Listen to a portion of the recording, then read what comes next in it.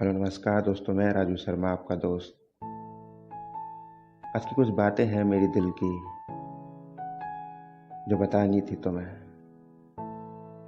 जो कहनी थी तुमसे। मेरी दिल की बातें तुम्हारे लिए,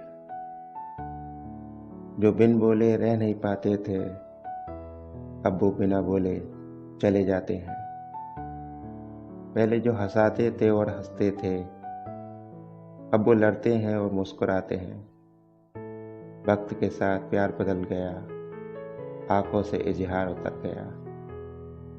हंसी भी दबे होठ छुपाने लगी, बातें करना धीरे धीरे भुलाने लगी।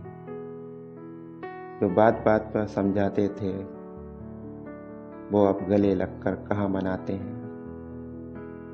जो बिन बोले रह नहीं पाते थे, अब वो बिन बोले चले जाते हैं।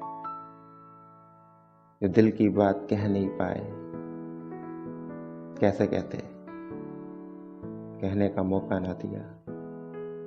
कहती मेरी दिल की बातें तुम्हारे लिए।